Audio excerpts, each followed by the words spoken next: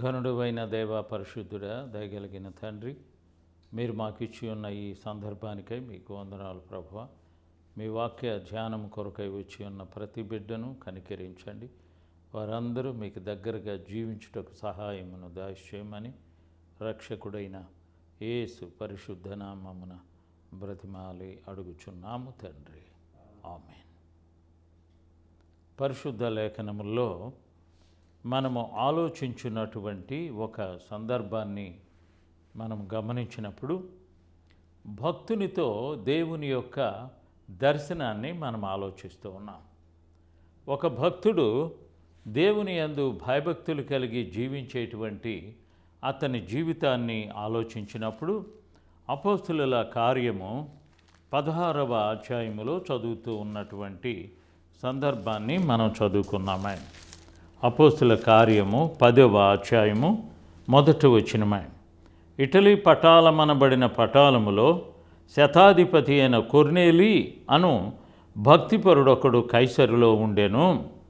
అతడు తన ఇంటి వారందరితో కూడా దేవుని యందు భయభక్తులు కలవాడయ్యుండి ప్రజలకు బహుధర్మము చేయుచు ఎల్లప్పుడూ దేవునికి ప్రార్థన చేయువాడు. ఎల్లప్పుడూ దేవునికి ప్రార్థన చేయువాడు. కొర్నేలి అనేటువంటి అతను ఇటలీ పటాలములో ఉన్నటువంటి ఒక అధికారిగా మనం గమనించవలసి ఉన్నాం.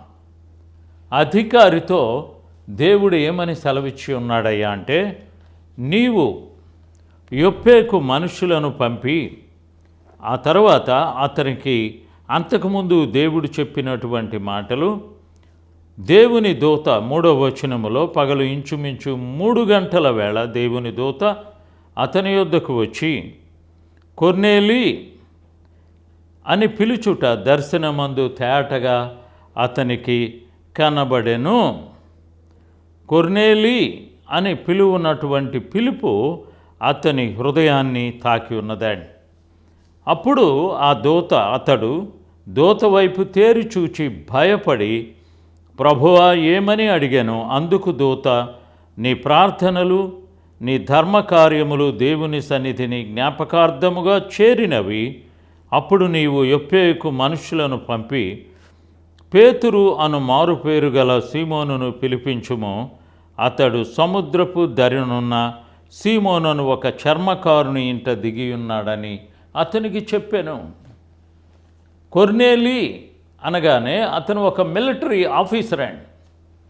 అతనితో దేవుడు ఏమని చెప్పాడంటే, నీవు యొప్పేకు మనుషులను పంపి అక్కడ ఉన్నటువంటి పేతురుని పిలిపించుకో అని చెప్పి ఉన్నటువంటి మాటలు అతని హృదయాన్ని తాకి ఉన్నవాడు.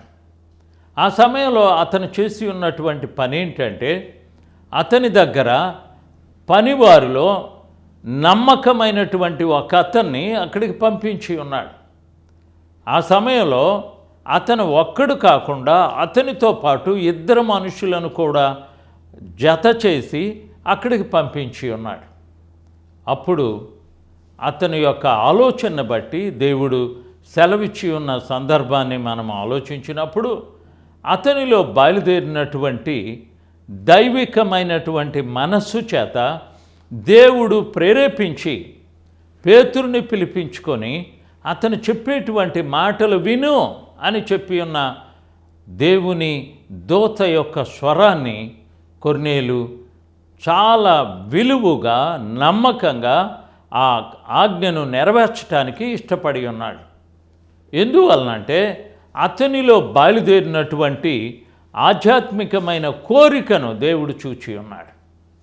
నీ ప్రార్థనలు నీ ధర్మకార్యములు దేవుని సముఖములో ఉన్నవి అని చెప్పేటువంటి మాటలు అతని హృదయాన్ని చాలా సంతోషపరిచి ఉన్నవి. అంతకంటే గొప్పదైనటువంటి దేవుని సన్నిధిని అతను పిలువమని ఆజ్ఞాపించి ఉన్నప్పుడు దేవుని యొక్క దూతకు అతను లోబడి ఉన్నాడు. దేవుని దూత చెప్పినప్పుడు అతడు చాలా సంతోషపడి ఉన్నాడు. ఎలాగైనా సరే నేను యొప్పేకు మనుషులను పంపించాలి అని చెప్పాడు అని అనుకున్నాడు.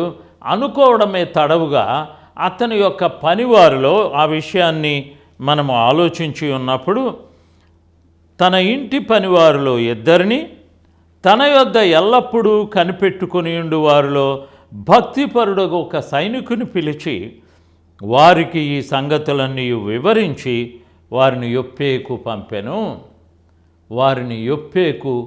పంపెను. అతనిలో ఉన్నటువంటి ఆ ఆలోచన దేవుడు ఎరిగి ఉన్నాడు. అందువలన యొప్పేకు మనుషులను పంపించు అని చెప్పినప్పుడు తన దగ్గర ఉన్నటువంటి భక్తి కలిగినటువంటి ఒక అతన్ని ఆ పనికి కేటాయించి ఉన్నాడు. అతని దగ్గర పనిచేసే వాళ్ళలో ఇద్దరు, అలాగనే అతనితో పాటు భక్తి కలిగినటువంటి ఒక సైనికుణ్ణి అతను ఏర్పాటు చేసి అక్కడికి పంపించి ఉన్నట్లుగా మనం చూస్తూ ఉన్నాం. అయితే ఇక్కడ అతనిలో ఉన్నటువంటి భక్తిని దేవుడు పరీక్షించి ఉన్నాడు కనుక అతని భక్తి కలిగిన జీవితాన్ని దేవుడు చాలా ప్రత్యేకంగా ఉంచి అతను ప్రభువుని గురించి తెలుసుకోవాలని ఆశపడి ఉన్నాడు. కాబట్టి మనం ఎప్పుడైనా దైవికమైనటువంటి మనస్సుతో ఉన్నప్పుడు దేవుడు ఆయన బిడ్డలను ఏర్పాటు చేస్తాడు. అతను అనుకోనలేదు పేతురు తన ఇంటికి వస్తాడని, యేసు ప్రభువారిని గురించి అతను చెప్పుతాడు అనేటువంటి ఆలోచనలోనికి అతను రాలేదు. కారణం ఏంటంటే యేసయ్య రక్షకుడు అని మాత్రమే తెలుసు, కానీ ఆయనలో ఉన్నటువంటి గొప్ప త్యాగాన్ని, ప్రేమని, దయను ఎప్పుడు కూడా అతను విని ఉండలేదు.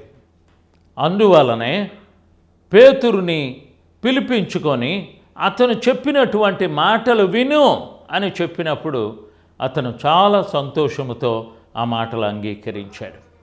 అంతేకాకుండా అతను నేను మిలిటరీ ఆఫీసర్ని కదా, నేను చెప్తే అతనే నా దగ్గరికి వస్తాడు అనే ఆలోచన అతను చేయలేదు. కారణం ఏంటంటే దేవుడు అతనికి చెప్పినటువంటి మాటని పాటించటానికి అతను చాలా సంతోషంగా అంగీకరించాడు.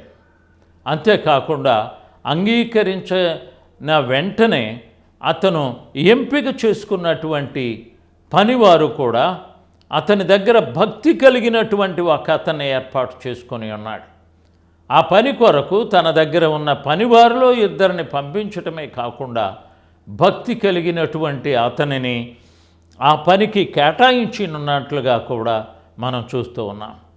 అతను ఆ కేటాయింపుని ఎంత తెలివిగా చేసి ఉన్నాడయ్యా అంటే మరుసటి రోజే అతను అక్కడికి పంపించి ఉన్నాడు.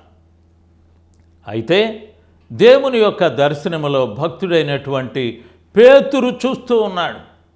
పేతురుకి ఆకలి అవుతూ ఉన్నది, కానీ దేవుడు ఏం చేశాడయ్యా అంటే నీవు ఇదిగో ఈ అపవిత్రమైనటువంటి వాటిని చంపుకొని తిను అని చెప్పిన దేవుని స్వరాన్ని అతను దర్శనములో చూస్తూ ఉన్నాడు.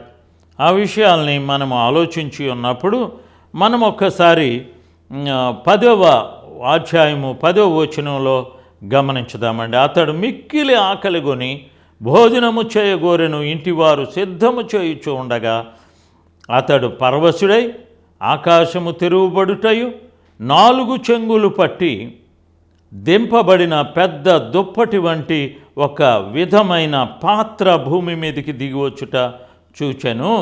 అందులో భూమి యందుండు సకల విధములైన చతుష్పాద జంతువులను, ప్రాకు పురుగులను, ఆకాశ పక్షులను ఉండెను. అప్పుడు పేతురు నీవు లేచి చంపుకొని తినుమని ఒక శబ్దము అతనికి వినబడెను. అయితే పేతురు వద్దు ప్రభువా, నిషిద్ధమైనది అపవిత్రమైనది ఏదైనాను నేనెన్నడూ తినలేదు అని చెప్పగా దేవుడు పవిత్రము చేసిన వాటిని నీవు నిషిద్ధమైన వాటివిగా ఎంచవద్దని మరలా 2వ మారు ఆ శబ్దము అతనికి వినబడెను. ఇలాగు ముమ్మారు జరిగెను. వెంటనే ఆ పాత్ర ఆకాశమునకు ఎత్తబడెను.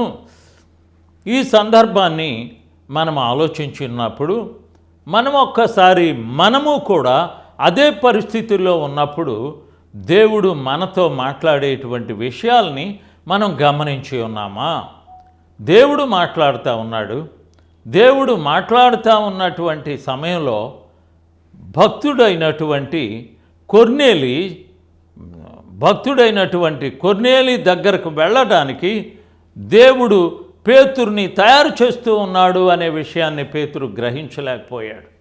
దర్శనాన్ని అయితే చూచి ఉన్నాడు. 3 సార్లు ఆ మాటలను చెప్పబడి ఉన్నప్పుడు పేతురు యొక్క హృదయం అంతా కూడా ఇదేంటి అని ఆలోచిస్తూ ఉన్నాడు. ఆ సమయంలో పేతురుకి తన ఇంటి దగ్గర వేచి ఉన్నటువంటి భక్తుల విషయం కూడా తెలియపరచబడినప్పుడు వారిని పిలిచి ఆతిథ్యమిచ్చి వారిని తన యొక్క మార్గములో తీసుకొని వెళ్ళటానికి ఏమై ఉంటుందా అని ఆలోచిస్తూ ఉన్నాడు. ఆ సమయంలో అతను వాళ్ళతో బయలుదేరి మరలా కొర్నేలి ఎక్కడైతే ఉన్నాడో ఆ ప్రదేశంలోనికి వెళ్ళడానికి, కైసరులో ఉన్నటువంటి కొర్నేలి దగ్గరకు వెళ్ళడానికి అతను ఇష్టపడి ఉన్నాడు. కాబట్టి ప్రియులారా, మనము ఒక్క విషయాన్ని గమనించుదాం. మనము దేవునికి దగ్గరగా జీవించేటప్పుడు ఆ భక్తి ఎలా ఉన్నది?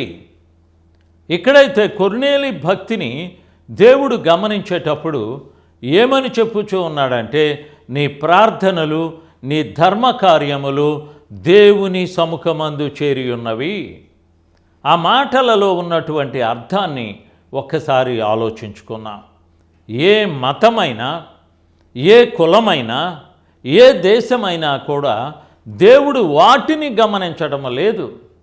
మనలో ఉన్నటువంటి సమర్పణ జీవితాన్ని దేవుడు గమనించుచూ ఉన్నాడు.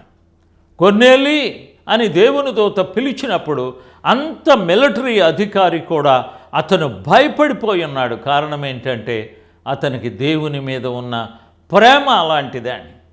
దేవుని దూతలను అతను చూచేటువంటి అలవాటు అతనికి ఉన్నది అని చెప్పబడలేదు. కానీ దేవుని దూత అతనితో మాట్లాడినప్పుడు అతని హృదయం అంతా కూడా కదిలించబడి దేవుని యొక్క కార్యాన్ని చేయడానికి అతను మరుసటి దినాన తన ఇంటి దగ్గర పనివాళ్లలో మంచి భక్తి కలిగినటువంటి ఒక అతనికి చాలా మెళుకువలు చెప్పి పంపించి ఉన్నాడు. అతనికి తోడుగా 2 పనివారిని కలిపి యొప్పేకి పంపిస్తానికి ఇష్టపడి ఉన్నారు. కానీ ప్రియులారా, మనము గమనించవలసిన విషయం ఏంటంటే, దేవుని యొక్క పని మొట్టమొదటిసారిగా కొర్నేలితో దేవుడు చెప్పి ఉన్నాడు. నీ ధర్మకార్యములు, నీ ప్రార్థనలు దేవుని సన్నిధికి చేరి ఉన్నవి అని చెప్పి ఉన్నటువంటి ఆ మాట అతనికి ఎంతో ఆనందాన్ని కలుగు చేసి ఉన్నవి. కానీ యొప్పేకు చర్మకారుని ఇంట పేతురు అనేటువంటి అతను ఉన్నాడు, అతన్ని పిలిపించుకొనుము అని చెప్పి ఉన్న ఆ మాటలు అతని హృదయానికి చాలా సంతోషం కలిగింది. ఎందువలనంటే దేవుని దూత అతనికి ప్రత్యక్షమై అతనితో సెలవిచ్చి ఉన్న మాటలకు అతను హృదయమంతా కూడా సంతోషించి ఉన్నది. తన ఇంటి వారందరూ చేసేటువంటి భక్తి కలిగిన జీవితము అతన్ని ఎంతగానో సంతోషపెట్టి ఉన్నది. అతను ఒక అధికారిని కదా, మరొక అధికారి దగ్గరికి నేను కబురు చేద్దాము అనే ఆలోచనలతో అతను చెప్పకుండా అతని దగ్గర ఉన్నటువంటి నమ్మకమైన భక్తి కలిగినటువంటి ఒక అతన్ని ఏర్పాటు చేసుకున్నాడు. మొత్తము 3 మనుషులను పేతురు దగ్గరికి పంపించి ఉన్నాడు. అయితే అక్కడ మనం ఆలోచించి ఉన్నట్లయితే పేతురుతో కూడా దేవుడు మాట్లాడుచూ ఉన్నాడు. పేతురు ఎప్పుడు కూడా అలాంటి దర్శనాన్ని గమనించలేదు. ఎందువల్లంటే అన్యుల మధ్యలోనికి సువార్తని మోసుకొని వెళ్ళేటువంటి విషయాన్ని అతనికి సూచనగా దేవుడు చూపిస్తూ ఉన్నాడు. 4 చెంగులు పట్టుకొని ఉన్నటువంటి దుప్పటి ఆకాశములో నుండి రావడము అతను చూచి, అవన్నీ కూడా అపవిత్రమైనటువంటివి, వాటిని చంపి తినమని చెప్పినప్పుడు భక్తుడేమన్నాడంటే, అయ్యా నేనెప్పుడు ఎరగను అపవిత్రమైనటువంటి ఆహారము అని చెప్పినప్పుడు దేవుడు శుద్ధి చేసి ఉన్నటువంటిది, అది పవిత్రములే అని చెప్పుచూ ఉన్నాడు. వాటి యొక్క భావన పేతురుకి అర్థం కాలేదండి. పేతురు ఏమనుకున్నాడయ్యా అంటే, ఇదేంటో విచిత్రంగా ఉందనుకున్నాడు.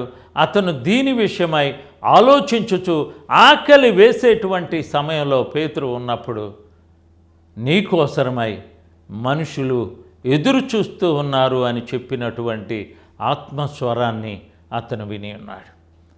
ఆ పరిశుద్ధాత్ముడు అతనితో చెప్పి ఉన్నటువంటి ఆ మాటలను మనము ఆలోచించి ఉన్నప్పుడు పేతురు 17వ వచనములో పేతురు తనకు కలిగిన దర్శనమేమై ఉండును అని తనలో తనకు ఎటూ తోచక ఉండగా కొర్నేలి పంపిన మనుష్యులు సీమోను ఇల్లు ఏదని విచారించి తెలుసుకొని వాకిట నిలిచి ఇంటి వారిని పిలిచి పేతురు అను మారుపేరు గల సీమోను ఇక్కడ దిగి ఉన్నాడా అని అడిగిరి. పేతురు ఆ దర్శనమును గూర్చి యోచించుచూ ఉండగా ఆత్మ, ఇదిగో 3 మనుషులు నిన్ను వెతుకుచూ ఉన్నారు, నీవు లేచి క్రిందకి దిగి సందేహింపక వారితో కూడా వెళ్ళుము, నేను వారిని పంపియున్నానని అతనితో చెప్పాను.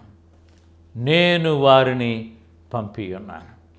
చూసారా, మనం ఇక్కడ గమనించవలసినటువంటి విషయం ఏంటంటే, ఇక్కడ చాలా సందర్భాల్ని ఆలోచించి ఉన్నప్పుడు మన యొక్క హృదయం అంతా కూడా కదిలిపోతూ ఉంటుందండి. పేతురు చెప్పి ఉన్నటువంటి ఆ మాటలను మనం ఆలోచించినప్పుడు, ఇదిగో 3 మనుషులు నీకోసం ఎదురు చూస్తూ ఉన్నారు కాబట్టి వారిని నీవు అనుసరించు అని చెప్పి ఉన్నటువంటి మాటలు పేతురు హృదయం అంతా కూడా చాలా సంతోషంగా ఉన్నదండి. ఏంటి అని ఆ భావన ఏమై ఉన్నది అని ఆలోచిస్తూ ఉన్నప్పుడు, నేను పంపిన 3 మనుషులు నీకోసం ఉన్నారు, నీ వెళ్ళి వారు చెప్పి ఉన్నటువంటి పని చేయమని పేతురుతో చెప్పినప్పుడు పేతురు చాలా సంతోషంతో ఆ విషయాన్ని అంగీకరించి ఉన్నాడు. అంతేకాకుండా పేతురు వారితో వెళ్ళడానికి ఇష్టపడి ఉన్నాడు. పేతురు యొక్క హృదయం అంతా కూడా కదిలించబడి ఉన్నది. పేతురు కొర్నేలి పంపించి ఉన్నటువంటి మనుషులను అనుసరించి దైవవాక్యాన్ని విని ఉన్నట్లుగా మనం గమనిస్తూ ఉన్నాం. కాబట్టి ప్రియులారా, మనకి దేవుని యొక్క దర్శనము ఎటువైపు వెళుతుందో మనకు తెలియదండి. ఆయన కొరకు ఆశగొని ఉన్నటువంటి ఆత్మలను ఆయన తృప్తిపరచటానికి ఎదురు చూస్తూ ఉండేటువంటి దేవుణ్ణి మనం కలిగి ఉన్నామండి. కొర్నేలి యొక్క భక్తి దేవునికి తెలుసు. కొర్నేలి ఇంటిలో ఉన్నటువంటి వారి భక్తి దేవునికి తెలుసు. ఆ తర్వాత అతను చేసేటువంటి ధర్మకార్యాలన్నీ కూడా ఎంత అద్భుతమయ్యా అంటే, అతను ఎలాంటి మనస్సుతో సహాయం చేస్తూ ఉన్నాడో ఇవన్నీ కూడా దేవుడు లెక్క వేశాడు. అంతేకాకుండా అతనికి లెక్క వేసి ఉన్నటువంటి దేవుడు ఎంత వివరంగా చెప్పుచూ ఉన్నాడయ్యా అంటే, నీ ధర్మకార్యములు దేవుని సన్నిధిలోనికి చేరి ఉన్నవి. మనం ఎప్పుడైనా అలాంటి భక్తి కలిగి ఉన్నటువంటి మనుషులను మనం ఆలోచించి ఉన్నామా? దేవుని దూత అతనితో సెలవిచ్చి ఉన్నటువంటి మాటలకు కొర్నేలి ఎంత కదిలించబడి ఉన్నాడో మనం ఎప్పుడైనా ఆలోచించి ఉన్నామా? ఒకవేళ అలాంటి సందర్భమే మన జీవితాల్లో జరిగినప్పుడు తప్పకుండా ఆ సందర్భాన్ని మనం ఆలోచించవలసి ఉన్నాం. ఎందుకంటే దేవుని దూత వచ్చి కొర్నేలితో, నీవు పేతురు దగ్గరకు, సీమోను ఇంట ఉన్నటువంటి సీమోనను మారుపేరు కలిగి ఉన్న పేతురు దగ్గరకు పంపించు అని దేవుడు సెలవిచ్చి ఉన్నప్పుడు కొర్నేలి చాలా ఆశతో అక్కడికి మనుషులను పంపించి ఉన్నాడు. ఆ మనుషులు ఎలా వెళ్ళాలో చెప్పాడు, ఆ తర్వాత ఎక్కడికి వెళ్ళాలో చెప్పాడు. ఆ తర్వాత అతను చెప్పినటువంటి మాటలను వీళ్ళు ఎంత శ్రద్ధగా పాటించుచూ ఉన్నారయ్యా అంటే, ఆ మాటలను మనము ఆలోచించి ఉన్నప్పుడు ఇక్కడ పేతురు అను 18వ వచనంలో పేతురు అను మారుపేరు గల సీమోను ఇక్కడ దిగియున్నాడా అని అడిగిరి. పేతురు ఆ దర్శనమును గూర్చి యోచించుచూ ఉండగా ఆత్మ, ఇదిగో 3 మనుషులు నిన్ను వెతుకుచూ ఉన్నారు, నీవు లేచి క్రిందకి దిగి సందేహింపక వారితో కూడా వెళ్ళుము, నేను వారిని పంపి ఉన్నానని అతనితో చెప్పాను. నేను వారిని పంపి ఉన్నాను. కాబట్టి ప్రియులారా, పేతురు దేవుని యొక్క మాట విని ఉన్నాడు, కొర్నేలి దేవుని యొక్క మాట విని ఉన్నాడు. కొర్నేలికి యేసు ప్రభువారు ఎవరో తెలీదు, తెలిసినప్పటికీ కూడా ఆయన రక్షకుడు అని నమ్మి ఉన్నటువంటి స్థితిలో అతను లేడు. కానీ పేతురు చెప్పి ఉన్న మాటలను అతను అంగీకరించడానికి దేవుని యొక్క ఏర్పాటు అయి ఉన్నదే. అందువలన దేవుడు సెలవిచ్చి ఉన్న తన దగ్గరికి వచ్చినటువంటి 3 మాటలు విని పేతురు వారితో కూడా బయలుదేరి ఉన్నట్లుగా మనం చూస్తూ ఉన్నాం. అంతేకాకుండా వారితో వెళ్ళి అతను చేయవలసి ఉన్నటువంటి బహుశుద్ధమైనటువంటి కార్యక్రమాన్ని చేయడానికి అతను ఇష్టపడి ఉన్నాడు. అంతేకాకుండా అతను మనస్ఫూర్తిగా ఇష్టపడి ఉన్నాను, నేను పంపి ఉన్నాను అని చెప్పినప్పుడు పేతురు ఆ మాటకు లోబడి ఉన్నాడు. కాబట్టి దేవుని సేవకులు చెప్పి ఉన్నటువంటి మాటకు పేతురు విధేయుడై ఉన్నాడు. దేవుడా, నీవు ఎందుకు ఈ విధంగా చెప్పుతున్నావు అనేటువంటి మాట పేతురు అడగలేదు. కానీ ఈ సాక్ష్యాన్ని ఉంచటానికే దేవుడు పేతుర్ని తయారు చేసి ఉంచాడు. అలాగనే ప్రియులారా, మన జీవిత యాత్రలో కూడా దేవుడు మనల్ని ఎలాగ వాడుకుంటాడో మనకు తెలియదు. కానీ మనల్ని పిలిచి ఉన్న దేవుడు మన ద్వారా తన సువార్తని ప్రకటించటానికి ఏర్పాటు చేసి ఉన్నాడు. కొర్నేలి మాటలు దేవుని సేవకుడైనటువంటి పేతురు చెప్పడానికి తయారు చేయబడి ఉన్నాడని జ్ఞాపకం చేసుకుంటూ మన జీవితాల్లో కూడా అలాంటి సందర్భాల్ని దేవుడు పెట్టినప్పుడు తప్పకుండా వెళ్ళాలి. వెళ్ళి దేవుడిచ్చినటువంటి ఆశీర్వాదాన్ని దైవ మహిమార్థమై మనము ఉపయోగించాలని ప్రభువు మనకి సెలవిస్తూ ఉన్నాడు. కాబట్టి మనం ఒక్కసారి దేవుని మనతో మాట్లాడినప్పుడు మనం వెళ్ళటానికి ఇష్టపడుచు ఉన్నామా లేదా అని పరిశీలించుకోనవలనని ప్రభు పేరట మనవి చేస్తూ ఉన్నాను. ప్రార్థన చేసుకున్నాం. ఘనుడవైన దేవా, పరిశుద్ధుడా, మీరు మీ బిడ్డలైనటువంటి కొర్నేలితోనూ పేతురుతోనూ మీరు సెలవిచ్చి ఉన్న మాటలకై వందనాలు. కొర్నేలి దూరం నుండి చూస్తూ ఉన్నాడు, కానీ అతను దగ్గరగా చూసేటువంటి ఆధిక్యత అతనికి ఇచ్చి ఉన్న దేవుడవు. అతని మాటలు విని, నా దేవా, మీ మాట ప్రకారముగా అతను పేతురు దగ్గరకు మనుషులను పంపించి పేతురు యొక్క రాక కొరక ఎదురు చూచి రక్షణ పొందినటువంటి బిడ్డలుగా గృహస్థులను మీరు దర్శించి ఉన్నారని తెలుసుకొని, పరిశుద్ధుడ, అన్యుల మధ్యలో సువార్త ప్రకటించటానికి మీ సేవకుడైన పేతురును మీరు పిలిచి ఉన్న సందర్భాన్ని మేమందరము కూడా గమనించులాగా మీ కృపను మా అందరికీ దయచేయమని, ముఖ్యంగా వినుచు ఉన్న ప్రతి శ్రోతను మీరే కనికరించి మీ సువార్తను వారి హృదయములలో చెప్పబడినప్పుడు బహువిధేయులై అనుసరించుటకు మీ కృపను దయచేయవలసి ఉన్నదిగా మా రక్షకుడును మా ప్రభువును అయ్యున్నటువంటి యేసు ప్రభు వారి అతి పరిశుద్ధ నామమున బ్రతిమాలి అడిగి వేడుకుంటూ ఉన్నాము తండ్రి. ఆమేన్.